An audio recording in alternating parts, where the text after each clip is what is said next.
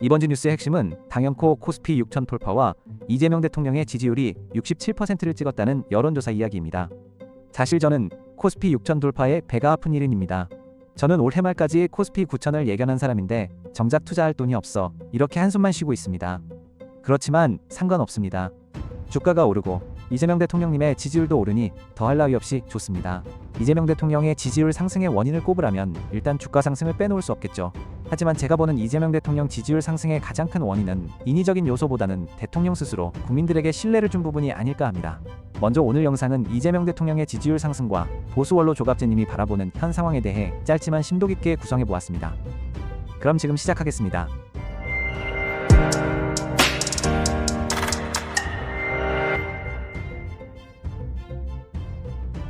세밀하고 꼼꼼하고 추진력 있게 국정 운영을 하다 보니까 결국은 이런 것들이 국민들의 마음으로 이제 드러나는 것이고, 오늘 전국 지표조사 결과가 나왔는데 이재명 대통령에 대한 국정 운영 지지율이 무려 67%로 집계 이후, 그러니까 쉽게 얘기하면 취임 이후에 최고치를 기록했다는 겁니다. 그렇게 생각하시니까 많은 분들이 응답을 하셨겠죠, 당연히. 67? 우리 홍juk 선배가 외면하시네요 지금. 아니 근데 왜 그걸 나한테 물어봐? 그러니까 67%는 네. 그 문재인 대통령이 그때 남북 정상회담 했을 때 몇 퍼센트, 한 80% 됐나? 아, 초장에 네, 제가 볼 임기 때는 초반에 그러니까 저 개인적으로는 올해 남북 정상회담 한번 할 것 같거든요. 왜냐면 아, 남북 관계가 일감에. 진짜 제가 이제 제 주위에 분들 계시고 들리는 얘기도 그렇고 북경의 북한 대사관 사람들이 지금 우리 대북 사업가들이나 시민단체 관계자들을 만나고 있어요. 최근에도 갔다 오신 분도 계시고. 아, 그래요? 그래서 민간을 중심. 근데 그게 그냥 민간이 자체적으로 한 게 아니고 통일부와도 다 얘기를 하면서, 그러니까 민간을 통해서 교류의 물꼬를 시작하는 틀은 그게 진행이 되고 있더라고요. 그래서 아마 남북 정상회담이 된다면 훨씬 더 올라갈 수 있겠다. 야, 정말 상승 여력이라는 게 결국 왜냐하면 주식 시장이란 게 맞아요.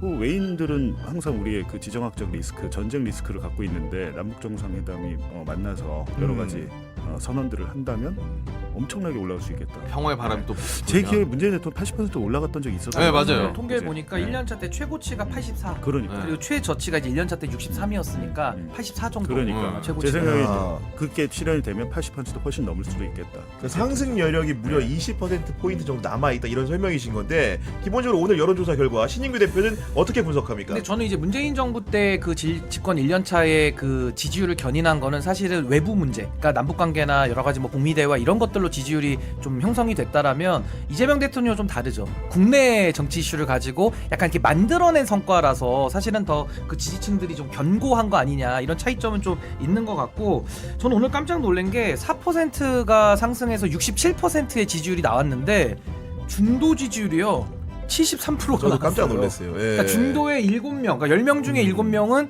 지금 다 지지하고 있는 거예요. 그러니까 식당 가면은 4명 중에 3명은 지금 다 지지하니까 그 한 명은 입도 뻥끗 못하는 이런 상황이 돼버린 거라서, 참 이건 어떻게 보면 이재명 대통령께서 그동안에 이런 실용에 방점을 두고 국민의 삶을 낫게 만들고 대한민국을 내란 이후에 정상화시키겠다라는 그 일관된 정책의 목표들이 전 효과를 발휘했다고 보고, 코스피 6천 시대 그리고 부동산에 대한 해결 의지를 대통령께서 명확하게 보여주시면서 아마 이것이 그 국민들에게 마음에 전달까지 된 결과가 이 67%로 나타난 거 아닌가. 이건 정말 놀라운 수치입니다. 저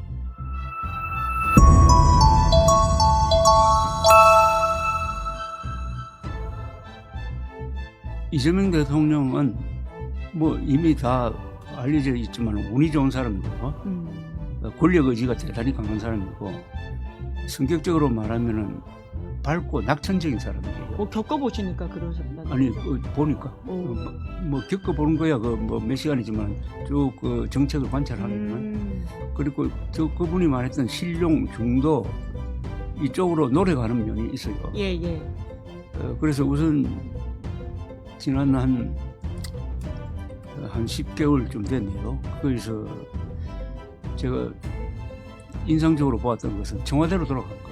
아, 예. 윤석열 정부가. 그리고 한일 관계를 예, 국익 중심의 실용적 외교로 좀 지금 잘 관리를 예, 예. 하고 있어요. 예, 예.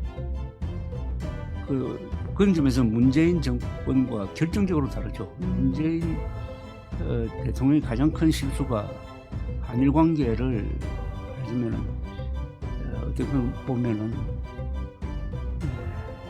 지나치게 어떤 이념 과잉으로 가다가 한일 관계가 나빠지니까 연동돼가지고 한미 관계도 나빠졌고 물론 탈원전도 그 안에 포함되지만 그 다음에 원전 정책에 대해서 네. 탈원전 쪽으로 가는 것 같다가 탈원전을 냈다고 네네.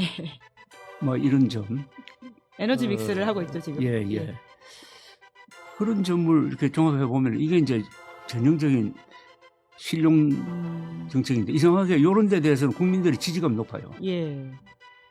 국민들의 지지가 한 70% 되더라고요. 한일 관계와 이 탈탈 원전 개별 정책에 대해서. 예. 예. 그건 굉장히 중요한 지표인데 우리나라 국민들이 보수 진보 중도로 자꾸 이게 여론조사소에서 가르려고 그러는데 한 덩어리로 보면은 이 실용적인 여기에 찬동하는 하나의 중심 세력이 한 70% 돼요.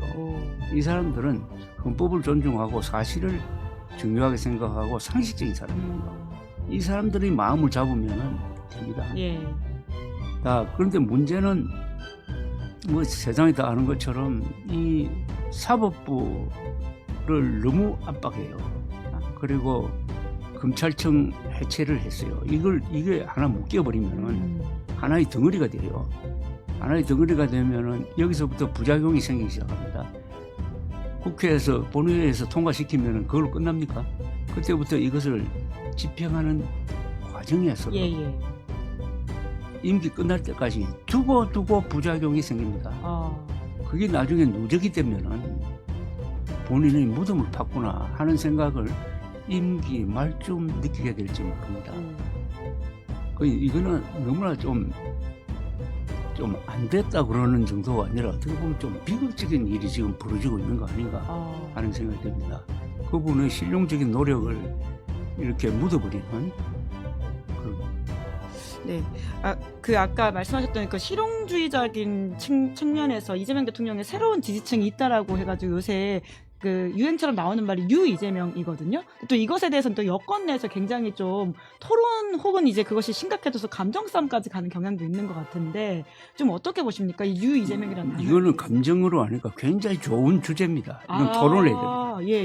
이걸 언론에 계속 갈등이 이렇게 붙일 게 아니라 이것은 예. 일종의 노선을 놓고 벌리는 토론이거든요. 이게 민주주의 정치가 좋은 게 바로 이겁니다. 그럼 당연히 이런 게 있을 수밖에 없고 지금 정청래 대표의 노선을 저는 극좌 노선에 가깝다고 봐요. 그러나 이재명 대통령의 노선은 중도 실용적이란 말입니다. 이 노선 사이에는 반드시 갈등이 있어야 돼요. 갈등이 없으면 안 돼요. 그러니까 그 지지층이 벌써 그 양쪽으로 갈려가지고 이야기하고 있잖아요. 그것은 한국의 이 가운데 자꾸 이거 좌우로 가를 게 아니라 한가운데 있는 저는 이 사람들을 국가 중심 세력이라고 부르는데 국가 중심 세력이 형성되어 가는 과정일 수도 있어요. 그러면은 의외로 그게 넓어져요. 넓어진다. 그러니까 헌법을 기준으로 해가지고 헌법을 존중하자고 하면은 한 70-80% 되잖아요. 이 사람들이 탄핵에 찬성하고 계엄에 반대했던 사람들 아닙니까?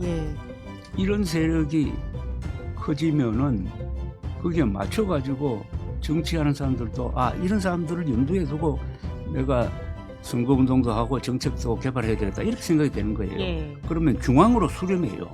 지금은 이 극좌와 극우가 양극단으로 양쪽에 있으면 좋은데 이게 자꾸 중앙으로 들어오니까 시끄럽게 되는 거예요.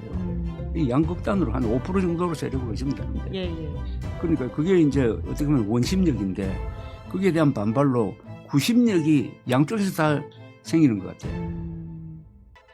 여권에서도 지금 뉴 이재명 그리고 야당 쪽에서는 뭐 한동훈이나 이준석 이 사람들이 지금 세계 장동혁을 비판하는 거예요. 그러면 전체적으로 국가를 전체적으로 볼 때 좋은 현상이 지금 한국 정치판에서 일어나고 있다고 봐요. 그것은 저는 국가 중심 세력의 강화 노선으로 지금 저는 긍정적으로 보고 싶어요. 또 이렇게 조갑재 대표님의 설명을 듣고 보니까 흐름이 보인다라는 생각이 들기도 하네요. 그러니까 이렇게 저렇게 이야기 나누다 보니까 벌써 준비한 시간이 꽤 지났는데 그래도 저희가 사실 준비한 질문이 많은데 다 여쭙지 못했거든요. 좀 하시고 싶으셨던 말씀 있으시거나 요 이야기는 꼭 강조하고 싶다라는 게 있으시면 마무리 말씀으로 부탁드리겠습니다. 한국의 민주주의는 지금 이기고 있습니다. 오. 12.3 비상계엄은 친일 쿠데타인데 친일 쿠데타가 실패하면 대부분의 나라는 내전 상태로 갑니다.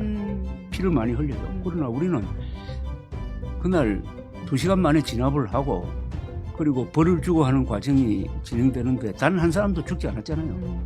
이걸 헌법적으로 평화적으로 이 문제를 해결한다는 것은 우리의 민주주의가 얼마나 성숙했느냐는 것을 잘 보여주고 있습니다. 그러나 부정선거 음모론만은 여야 좌우를 떠나서 이거 해결해야 됩니다. 이것은 정신질환입니다. 네네. 이건 또 오래 갑니다. 음. 대를 이어서 갈 수도 있어요. 대를 이어서. 그러려면 해결할 수 있는 방법은 첫째, 부정선거 음모론의 수괴인 윤석열 전 대통령은 저는 영구적으로 사회에서 격리해 시켜야 된다고 생각합니다. 벌을 줘야 됩니다. 예. 그러니까 부정선거 음모론을 주장했다가는 윤석열처럼 폐가 망신된다는 걸 보여줘야 돼요. 과연 이재명 대통령의 지지율은 어디까지 올라갈까요? 댓글로 여러분의 의견 남겨주세요. 시청해주셔서 감사합니다.